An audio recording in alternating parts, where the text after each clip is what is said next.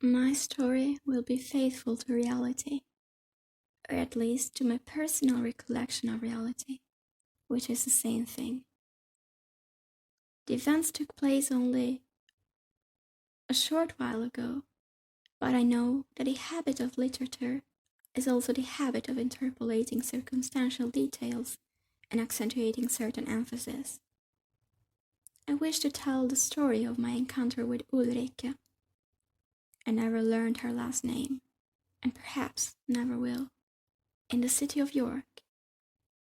The tale will span one night and one morning.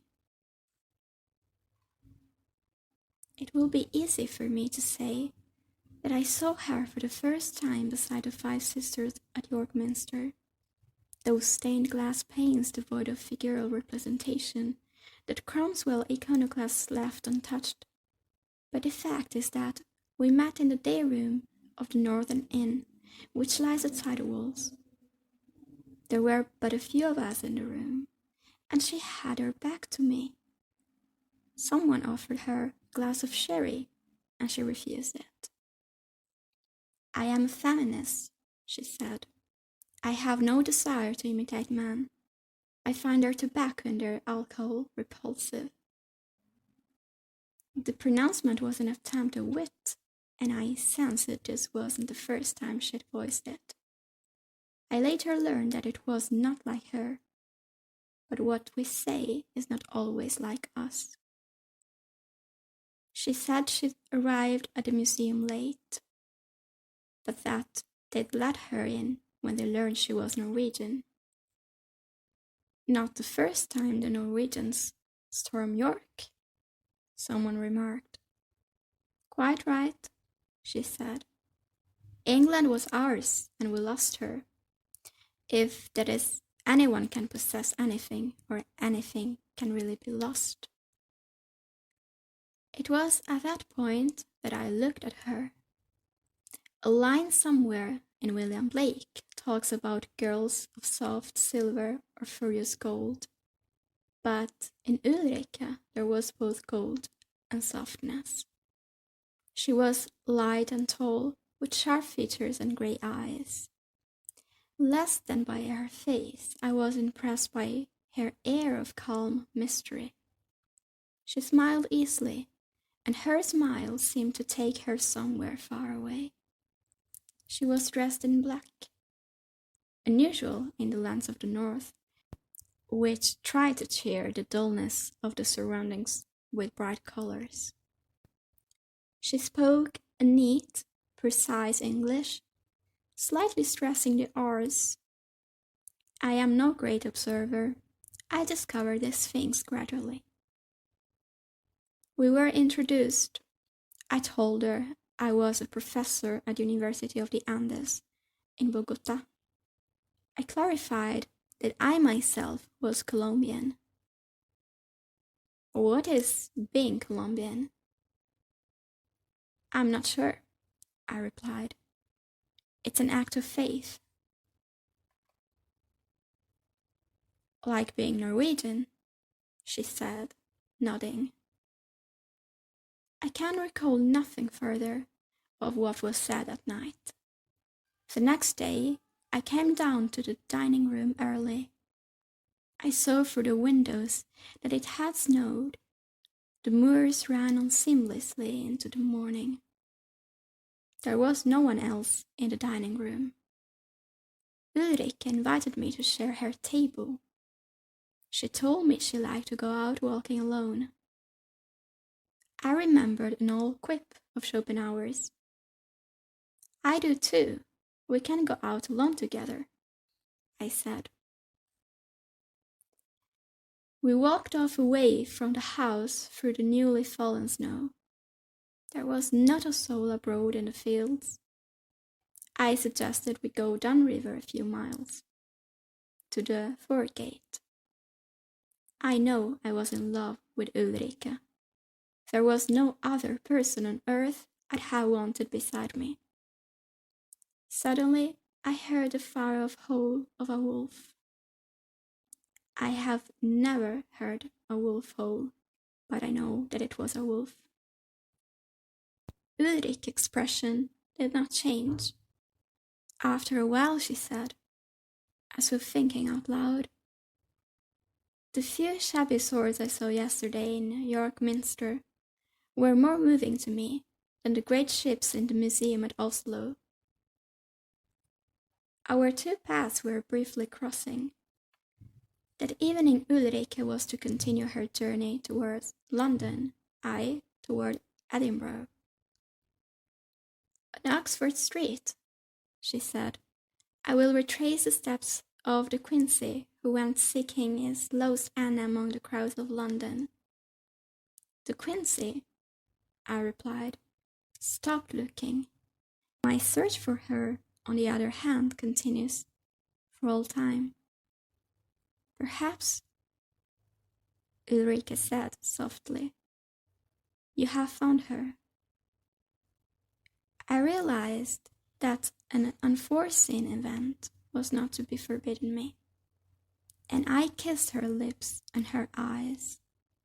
She pushed me away with gentle firmness, but then said, "I shall be yours in the inn at the Thorgate. I ask you, meanwhile, not to touch me. It's best that way." For a celibate middle-aged man, preferred love is a gift that one no longer hopes for. A miracle has the right to impose conditions. I recalled my salad days in Popayán, and a girl from Texas, as bright and slender as Ulrikke, who had denied me her love. I did not make the mistake of asking her whether she loved me. I realized that I was not the first, and will not be the last. That adventure, perhaps the last for me, will be one of many for that glowing, determined disciple of Ibsen. We walked on, hand in hand. "All this is like a dream," I said, "and I never dream." "Like that king," Ulrikke replied, "who never dreamed until a sorcerer put him to sleep in a pigsty." Then she added, "Shh, a bird is about to sing." In a moment we heard a bird's song. "In these lands," I said, "people think that a person who is soon to die can see the future." "And I'm about to die," she said. I looked at her, stunned. "Let's get through the woods," I urged her. "We'll get to Thorgate sooner." "The woods are dangerous," she replied. We continued across the moors. "I wish this moment would last forever," I murmured. "Forever is a word mankind is forbidden to speak," Ulrikke declared emphatically, and then, to soften her words, she asked me to tell her my name again, which she hadn't heard very well. "Javier Otarola," I said. She tried to repeat it, but couldn't. I failed, likewise, with Ulrikke. "I will call you Sigurd," she said with a smile. "And if I'm to be Sigurd," I replied, "then you shall be Brunhild." Her steps had slowed. "Do you know the saga?" I asked. "Of course," she said. "The tragic story that the Germans spoiled with their Parvenu Nibelungen." I didn't want to argue, so I answered, "Brunhild, you are walking as though you wanted a sword to lie between us in our bed." We were suddenly before the inn. I was not surprised to find that it, like the one we had departed from, was called the Northern Inn. From the top of the staircase, Ulrikke called down to me, Did you hear the wolf? There are no wolves in England anymore. Hurry up. As I climbed the stairs, I noticed that the walls were papered a deep crimson, in the style of William Morris, with intertwined birds and fruit. Ulrikke entered the room first. The dark chamber had a low, peaked ceiling. The expected bed was duplicated in a vague glass, and its burnished mahogany reminded me of the mirror of the scriptures. Ulrikke had already undressed. She called me by my true name, Javier. I sensed that the snow was coming down harder. Now there was no more furniture, no more mirrors. There was no sword between us. Like sand, time sifted away. Ancient, in the dimness flowed love, and for the first and last time, I possessed the image of Ulrike.